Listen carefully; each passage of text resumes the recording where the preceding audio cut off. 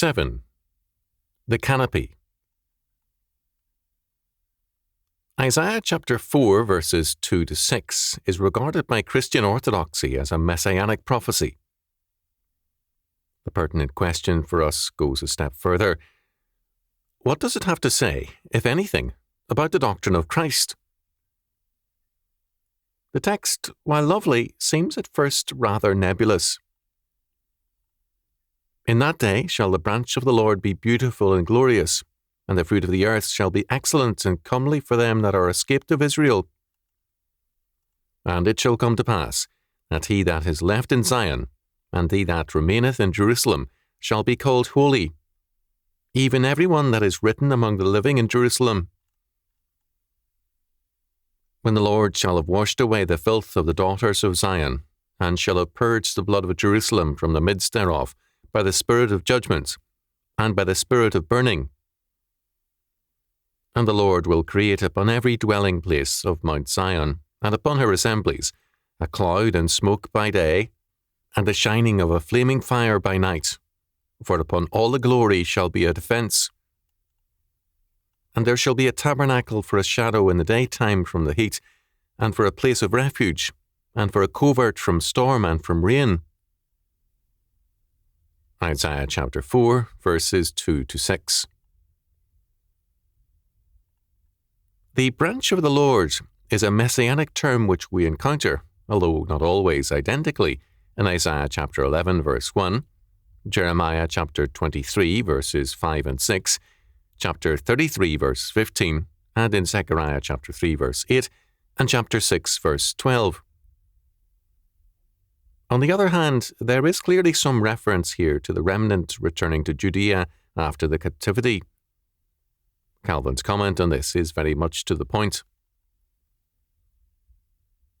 They who limit it to the person of Christ expose themselves to the ridicule of the Jews, as if it were in consequence of scarcity that they tortured passages of Scripture for their own convenience.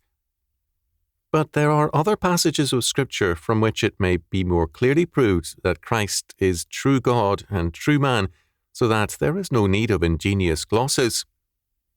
Yet I acknowledge that the prophet speaks here about the kingdom of Christ, on which the restoration of the church is founded. But it ought to be observed that the consolation is not addressed indiscriminately to all, but only to the remnant, which has been marvellously rescued from the jaws of death. In terms of this, we can note, first, that because all history comes to us from the hand of God, it is more than isolated events. Each event in history has both a uniqueness and a part in and over all design and pattern. Typology is the study of these patterns as set forth in Scripture. Thus, the Bible gives us a succession of judgments upon the nations, each a type and a forerunner of the last judgments. To limit the meaning of these judgments to the particular event, or to read them only in terms of the final event, is equally wrong. Thus, we have here a meaning which applies to Judah and unfolds in Christ and his kingdom. Second, this branch of the Lord, defined now as both the remnant of God and the Messiah of God, in whom history's great new beginning will occur, is defined as beautiful and glorious, or as beauty and glory. This branch will be fertile and rich in an unprecedented way, so that we are reminded of the Garden of Eden. Just as history is to have a new beginning and humanity its new Adam, 1 Corinthians chapter 15 verses 45 to 47, so too will the redeemed of the Lord represent a new beginning and a new humanity. The survivors returning to Judea from Babylon represent the great new beginning of Jesus Christ and belong to him, as do those of us who come after him and are members of him. After the desolation of Babylon comes the Hebrew remnants. After the desolation of the cross comes the risen Christ and his great remnant, and the promise of a renewed earth of renewed fertility. Third, the survivors of the judgments are the redeemed. Without judgment there is no salvation, and the cross best illustrates this fact. All those who are written among the living, or written for life, shall not only survive, but shall be declared holy. They are not described as becoming holy, but as called holy. It is a God-given designation and calling. The quote-unquote filth of the people is removed by God's washing. The filth which is removed is deep-seated and involves capital offences. It is the blood of Jerusalem, or blood guiltiness. This included judicial murders, Isaiah chapter 1 verses 15 and 21, and Moloch or state worship, Isaiah chapter 57 verse 5, Ezekiel chapter 22 verses 2 and 3, Psalm 106 verse 38. The salvation of the remnant is an act of sovereign grace. Its judgment is by the Spirit, breath or blast of judgment, and of burning, to purge out the dross by fire. Fourth, in Isaiah chapter 4 verses 5 and 6, we have set forth the tabernacling presence of God. Very clearly, we are reminded of the wilderness journey of Israel from Egypt to the Promised Land. In the Exodus, the presence of the Lord, as the great defender of his kingdom and people, was manifested as a cloud by day and a pillar of fire by night. Exodus chapter 13 verse 21, Numbers chapter 9 verses 15 and 16. Thus, the branch means not only renewed fertility, as in Eden, but also renewed providential care, as in the Exodus, for the remnant of God. There is thus a canopy of defence about God's people.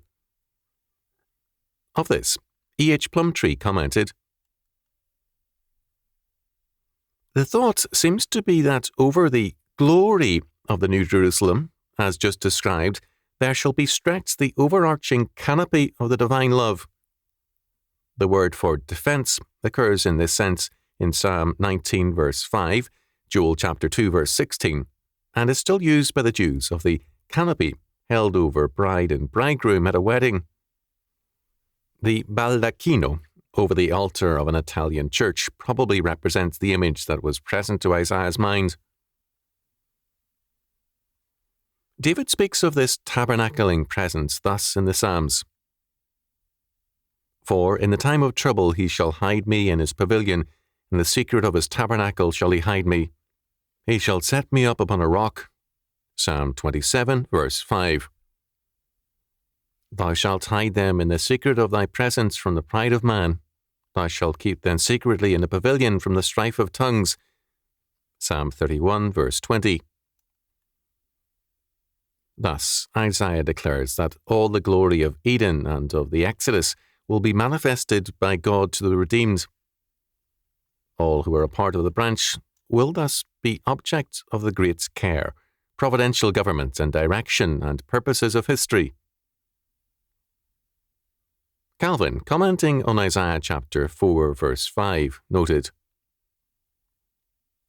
"Such expressions ought not to be understood literally, as if the Spirit would be sent down from heaven under that visible sign, but by reminding them of the miracle, it would lead believers to expect that the same power of God, which the apostles formerly experienced, will now be displayed in restoring the church."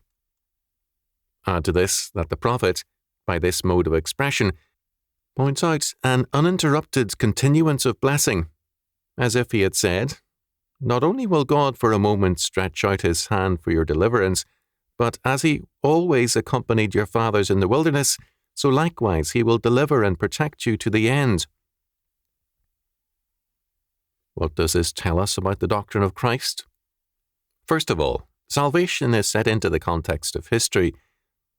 It is Israel and Judah, called to be God's kingdom, who have fallen and who must be purged and restored. Jerusalem, the temple city of God, the seat and centre of his visible reign, must be purged and purified. To limit the work of Christ to the salvation of souls, to man's redemption, is to distort its meaning and make it man-centred. The Lord seeks to restore his kingdom. He promises to lead and protect them always, as in the Exodus. His goal is that his kingdom prosper and abound, as in Eden. Man is not saved for man's sake, but for the sake of God's kingdom and purpose. Christ and the kingdom of God are thus set in a God-centered perspective.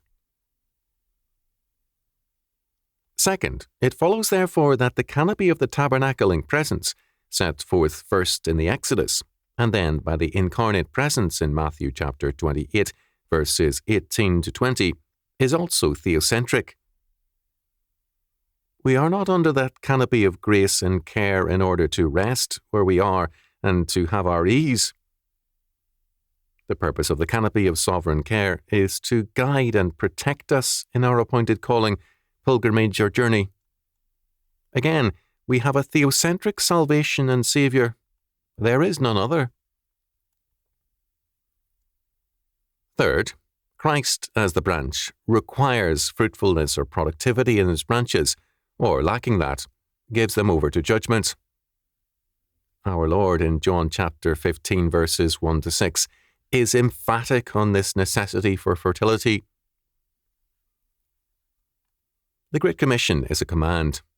It gives marching order and promises. Lo, I am with you always, even unto the end of the world. Matthew chapter 28, verse 20. Faith and obedience precede productivity and fertility.